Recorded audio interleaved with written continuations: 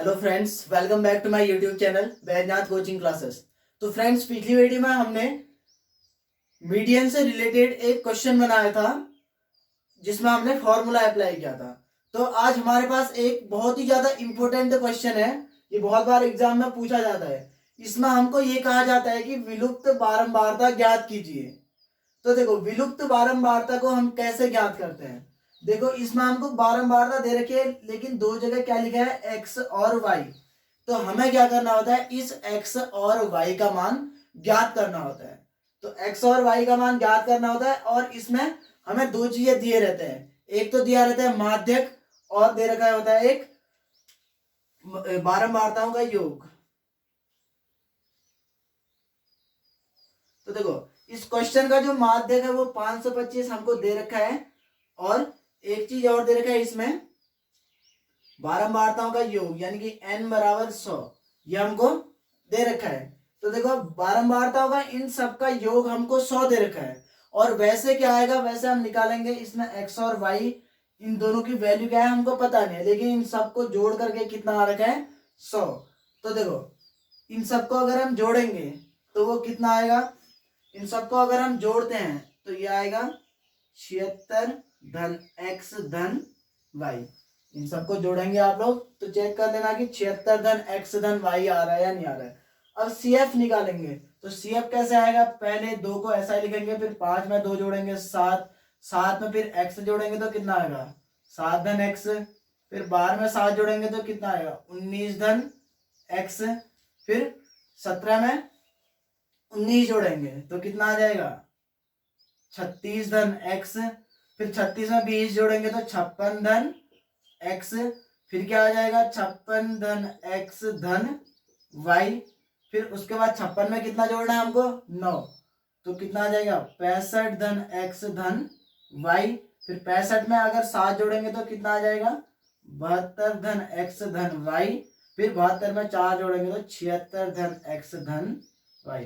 तो इसमें क्या बताया था मैंने कि इसका जो अंतिम पद है वो बारंबारताओं के योग के बराबर आना चाहिए, इस n के बराबर आना चाहिए। ये क्या होगा हमारे पास n। तो देखो, वैसे n का मान ये सब टोटल मिलाकर के कितना है 76 में x और y का मान अगर हम जोड़ते तो वो टोटल हमको दे रखा है 100। तो n बराबर 100 दे रखा है, तो क्या लिखेंगे यहाँ पर 76 धन x धन y बराबर कितना है 100। तो x धन y बराबर कितना आ जाएगा 100 माइनस 76, तो कितना आ जाएगा 24। x धन y का मान कितना आ गया 24।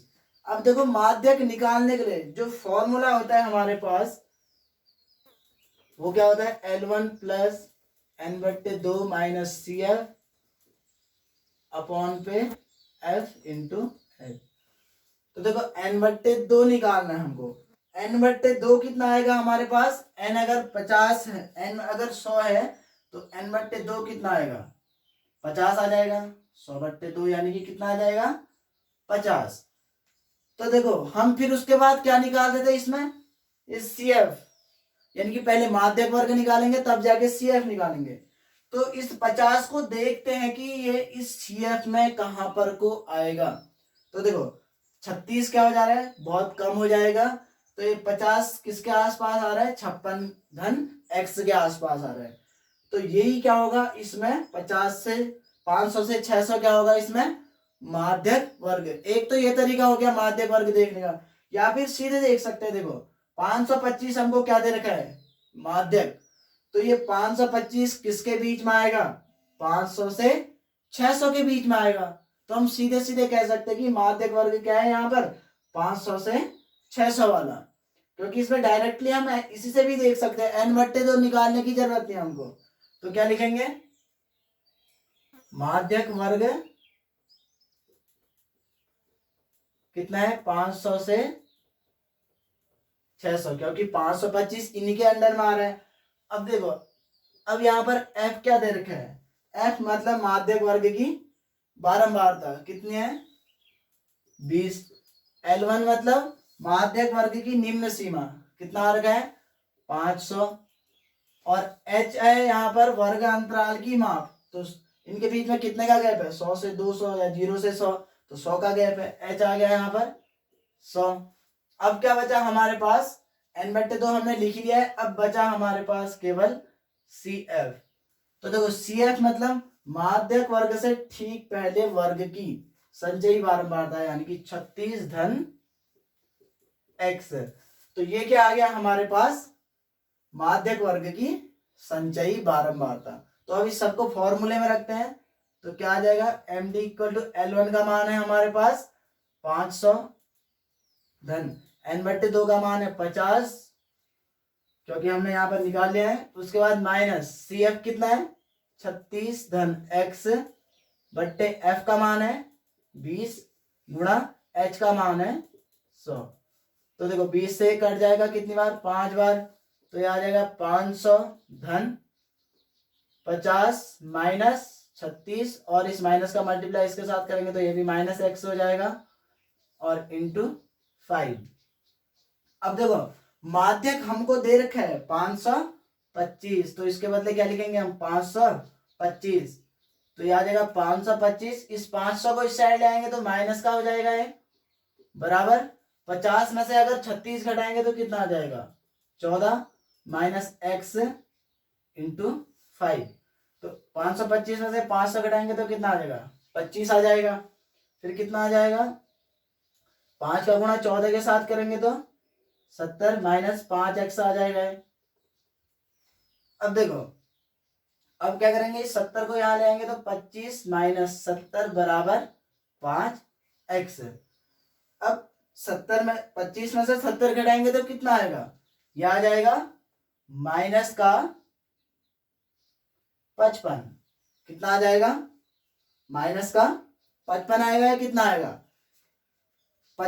अगर हम 25 में से इस 70 को घटाते हैं तो यह आएगा 45, सॉरी माइनस का 45। फिर देखो अब क्या करना है, उसके बाद 5x, फिर क्या आ जाएगा, यहां से यहां पर है माइनस का 5x, तो माइनस से माइनस कट जाएगा तो x बराबर आ जाएगा 45 बट्टे 5 बराबर 9। तो x का मान कितना आ जाएगा 9।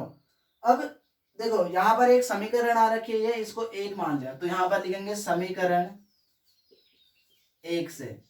तो 1 में क्या रख देंगे, इस मान को अगर हम रख देंगे x का मान, तो 9 धन y बराबर 24, तो y बराबर कितना आ जाएगा 24 माइनस 9, तो ये कितना आ जाएगा, 24 में से अगर हम 9 माइनस करते हैं तो कितना आ जाएगा, ये आ जाएगा हमारे पास 15।